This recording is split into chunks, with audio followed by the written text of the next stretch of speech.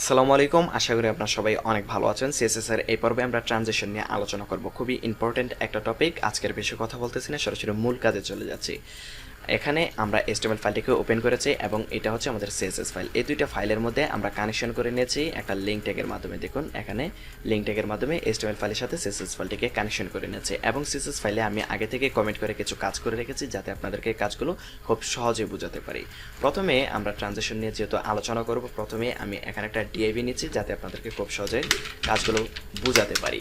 ডিআইভির ভিতরে H2 একটা tag নিলাম। এখন এখানে যে কোনো একটা সেন্টেন্স লিখি, ধরুন ওয়েব DESIGN ওয়েব ডিজাইন লিখলাম। সেভ করার পর আমরা যদি ব্রাউজারে গিয়ে রিলোড করি, দেখুন এখানে ওয়েব ডিজাইনটা এসে গেছে। এবার আমরা যে কাজটা করব, আমরা এই ডিআইভিটাকে আমরা সরাসরি CSS ফাইল থেকে টার্গেট করতেছি। আপনি চাইলে ক্লাস অথবা আইডি ব্যবহার করে টার্গেট করতে পারবেন। আমি ডিআইভিটা নিলাম, নেওয়ার পর আমরা ধরুন WIDTH উইথ ধরুন এখান থেকে দিয়ে দিচ্ছি 150 পিক্সেল এবং হাইটও আমরা এখান থেকে 150 পিক্সেল দিয়ে দিলাম এবং ব্যাকগ্রাউন্ড কালারটা ধরুন এখান থেকে টমেটো দিয়ে দিচ্ছি। সেভ করার পর রিলোড করলাম, দেখি কি হয়। এখানে আমাদের আউটপুটটা এসে গেছে। এবার আমরা কি করব, এই বক্সটাকে একটু মার্জিন দিয়ে একটু এই দিকে আনার চেষ্টা করব। আমরা এখানে একটা মার্জিন ব্যবহার করতেছি, MARGIN মার্জিন। এখান থেকে ধরুন সব দিক থেকে 100 পিক্সেল মার্জিন হবে। সেভ করার পর রিলোড করলাম, সে এখানে চলে এসেছে। আশা করি আপনি বিষয়টা বুঝতে পেরেছেন। এইবার আমরা ট্রানজিশন নিয়ে আলোচনা করা শুরু করে দিই। দেখুন আমরা এখানে যে কাজটা করেছি, একটা ডেভিড জাস্ট তার ভিতরে একটা H2 ট্যাগ ব্যবহার করেছি। তো এবার আমরা চাচ্ছি কি, আমরা যখন মাউসটা নিয়ে যাব এই বক্সটার উপর, তখন সে একটু প্রসারিত হবে। এই কাজটা আমরা এখন করতে চাচ্ছি। এর জন্য আমরা যে কাজটা করতে পারি, এখানে DIV যখন HOVR হওয়ার করবে, তখন TRANSFORM ট্রান্সফর্ম SCALE স্কেল ধরুন 1.5 হয়ে যাবে। সেভ করার পর আমরা রিলোড করলাম, দেখি কি হয়। তো দেখুন এখানে কিন্তু সেই পরিবর্তনটা আমরা সবাই দেখতে পারতেছি, কিন্তু এই কাজটা কিন্তু অনেক ফাস্ট হচ্ছে। দেখুন আমরা মাউসটা নিয়ে যাচ্ছি, অনেক ফাস্ট কাজটা শেষ হয়ে যাচ্ছে। আমরা যদি এখানে বলতে TRANSITION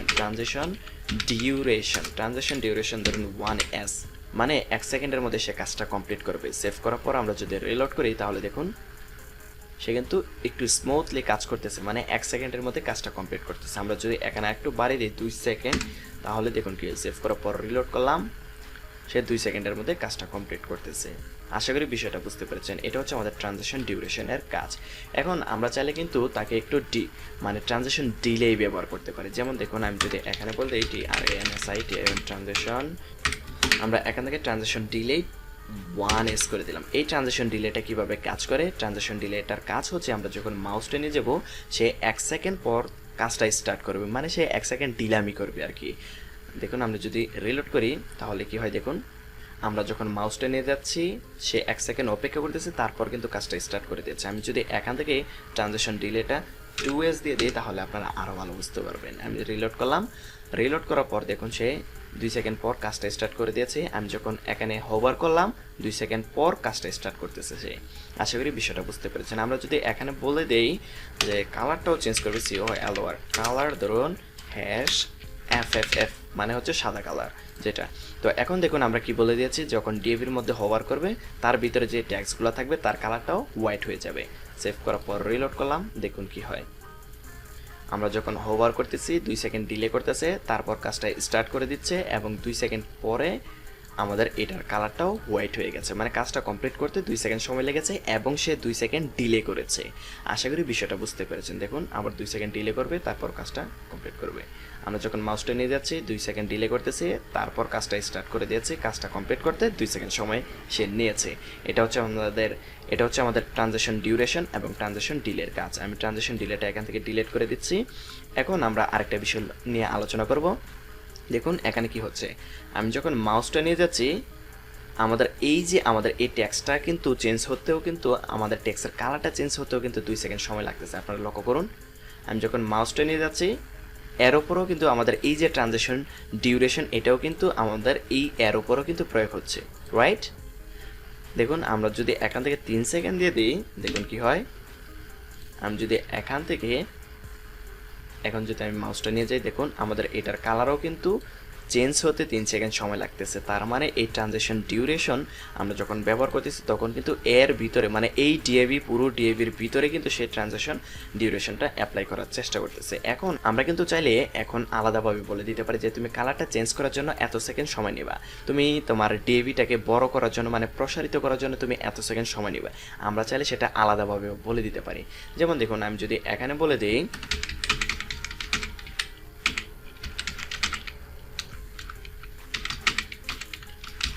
ধরুন এখান থেকে আমরা বলে দিচ্ছি ট্রানজিশন প্রপার্টিটা হবে এখান থেকে কি, ধরুন আমরা শুধুমাত্র ট্রান্সফর্মটাকে এখান থেকে চেঞ্জ করতে চাচ্ছি 3 সেকেন্ডের মধ্যে। রিলোড করলাম, মানে এখানে আমরা ট্রান্সফর্মটাকে বসিয়ে দিলাম। এবার যদি আমরা এখানে রিলোড করি তাহলে দেখুন কি হয়, যখন মাউসটা নিয়ে যাচ্ছে আমাদের এই টেক্সচার কালারটা কিন্তু একদম ফাস্ট চেঞ্জ হচ্ছে। এখানে কিন্তু কোনো প্রকার এই যে ট্রানজিশন ডিউরেশন কিন্তু এখানে অ্যাপ্লাই হচ্ছে না। দেখুন আবার যদি আমি এটাকে আবার অফ করে দিই তাহলে আবার বুঝতে পারবেন। এবার আবার রিলোড করলাম, দেখুন কি হয়। এবার আবার যখন মাউসটা নিয়ে যাচ্ছি কালারটা চেঞ্জ হতে কিন্তু 3 সেকেন্ড সময় লাগতেছে। আবার যখন আমরা এখান থেকে এটাকে আনকমেন্ট করে দেই তখন দেখুন কি হয়। সেভ করার পর রিলোড করলাম, দেখুন আমাদের টেক্সচার কালারটা কিন্তু খুবই ফাস্ট চেঞ্জ হচ্ছে। দেখুন তার কারণ হচ্ছে আমরা এখানে ট্রানজিশন ডিউরেশনটা ব্যবহার করেছি শুধুমাত্র ট্রান্সফর্মের জন্য। এখানে বলে দিয়েছি কি ট্রান্সফর্ম প্রপার্টি মানে এই প্রপার্টির জন্য তুমি এটা ব্যবহার করবা। আশা করি আপনারা বিষয়টা বুঝতে পেরেছেন। এবার আমরা চাইলে এখানে একটা কাজ করতে পারি। দেখুন আমরা কিন্তু এই যে এখান থেকে ট্রানজিশন ডিউরেশন, ট্রানজিশন ডিলে এবং ট্রানজিশন প্রপার্টিটা দেখলাম। আমরা কিন্তু এই যে ট্রানজিশন শুধু ট্রানজিশন যেটা আছে এটার সাথে কিন্তু আমরা সবাই পরিচিত। এটা হচ্ছে ধরুন একটা শর্ট ফর্ম আর কি।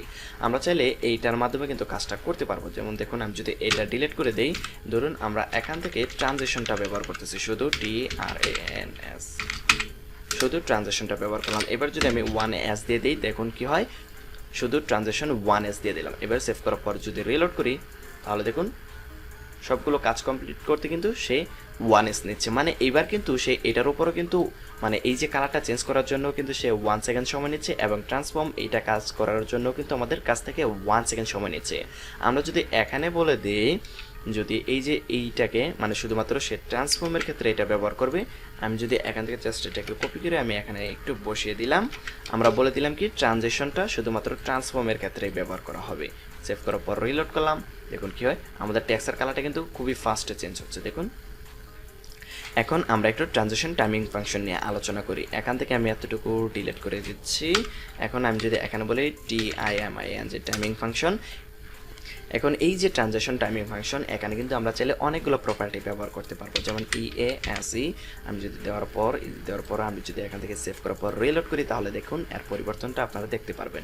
প্রথমে অবশ্যই আমরা এখানে একটা ট্রানজিশন ব্যবহার করব TRANSITION ট্রানজিশন, আমরা এখান থেকে 1S করে দিলাম এবং এটার আউটপুট আপনারা একটু খেয়াল করলে দেখতে পারবেন।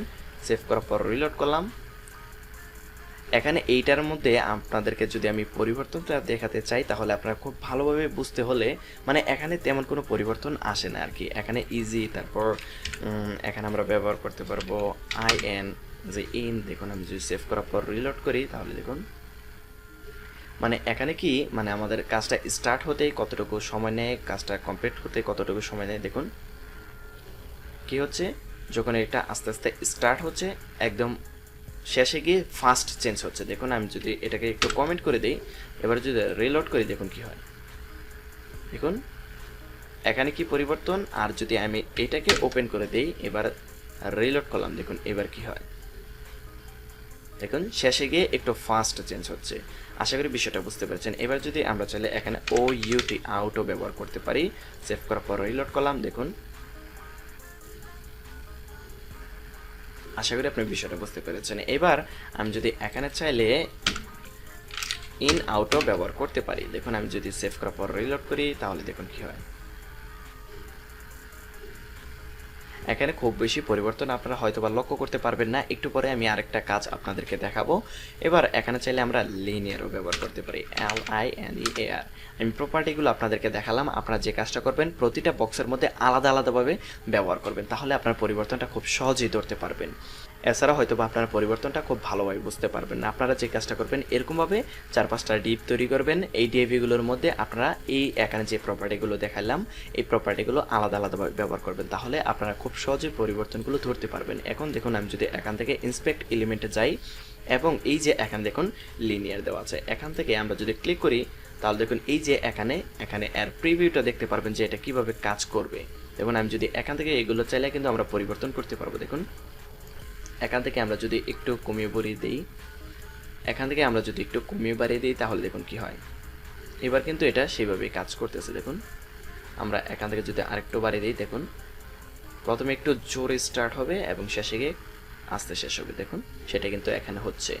আশা করি আপনি বিষয়টা বুঝতে পেরেছেন। এবার আমরা ধরুন এখান থেকে এইভাবে দিচ্ছি, দেখুন কত স্পিডে যায়। আশা করি আপনি বিষয়টা বুঝতে পেরেছেন। এই যে এখানে ট্রানজাকশন টাইমিং ফাংশনগুলো কিভাবে কাজ করতেছে, আমি এখান থেকে ধরুন এগুলো ডিলিট করে দিয়ে এখান থেকে EAS দিলাম। দেওয়ার পর আমি যদি এখান থেকে এর প্রিভিউটা দেখি কিভাবে কাজ করতেছে, দেখুন আমরা চাইলে এখান থেকে এগুলো একটু পরিবর্তন করে দিতে পারি। দেখুন এটা এইভাবে কাজ করবে। এখান থেকে জাস্ট আপনারা যে কাজটা করবেন এখান থেকে একটু পরিবর্তন করে দেখার চেষ্টা করবেন। দেখুন এবার দেখুন কি হয়। আশা করি আপনার বিষয়টা বুঝতে পেরেছেন যে এই ট্রানজাকশন টাইমিং ফাংশনটা কেন ব্যবহার করা হয়। ট্রানজাকশন টাইমিং ফাংশনের যে ভ্যালুগুলো আছে সেগুলো যদি আপনি ব্যবহার করেন তাহলে হয়তো বা তেমন কোনো পরিবর্তন দেখতে পারবেন না। যদি আপনি এখান থেকে এই ফাংশনের মধ্যে থেকে আপনি এগুলো যদি একটু চেঞ্জ করে দেন তাহলে আশা করি আপনারা খুব সহজেই পরিবর্তনটা দেখতে পারবেন। দেখুন এখান থেকে চেঞ্জ করলে এখানে একটা প্রিভিউ দেখতে পারতেছেন। দেখুন আশা করি আপনার বিষয়টা বুঝতে পেরেছেন। এটা ছিল আমাদের আজকের ভিডিও। আশা করি ভিডিও থেকে আপনারা ভালো কিছু শিখতে পেরেছেন। এখন আপনাদের কাজ হচ্ছে এগুলো বারবার প্র্যাকটিস করা। তবে এখানে আমাদের সবগুলো বিষয় প্রতিনিয়ত প্রয়োজন হয় না, আমরা সবসময় ট্রানজিশন এটা ব্যবহার করব। হয়তো বা কখনো ট্রানজিশন প্রপার্টিটাও এখানে বলে দিতে পারি, যেমন শুধুমাত্র ট্রান্সফর্মের ক্ষেত্রে এটা ব্যবহার করতে চাচ্ছি অথবা কালার জন্য এটা ব্যবহার করতে চাচ্ছি। এখানে চাইলে আমরা একটা কমা দিয়েও বলে দিতে পারি কি আমরা কালারটা চেঞ্জ করতে আমরা কত পরিমাণ সময় নিব। যেমন আমি যদি এখানে Ctrl+C দিয়ে এখানে বলে দেই কালারটা চেঞ্জ হওয়ার জন্য আমাদের সময় নিচ্ছে 3 সেকেন্ড। এবার কিন্তু সে এই কাজটাই করবে। ট্রান্সফর্মের জন্য মানে এই কাজটা করার জন্য সে নেবে 1 সেকেন্ড সময় এবং কালারটা চেঞ্জ করার জন্য সেই সময় নেবে 3 সেকেন্ড। আশা করি আপনারা বিষয়টা বুঝতে পেরেছেন। আপনারা অবশ্যই বারবার প্র্যাকটিস করবেন, তাহলে আশা করি ভালো কিছু করতে পারবেন। এটা ছিল আমাদের আজকের ভিডিও। দেখা হচ্ছে পরবর্তী ভিডিওতে নতুন কোনো টপিক নিয়ে আলোচনা করব। দেখা হচ্ছে পরবর্তী ভিডিওতে। ধন্যবাদ সবাইকে।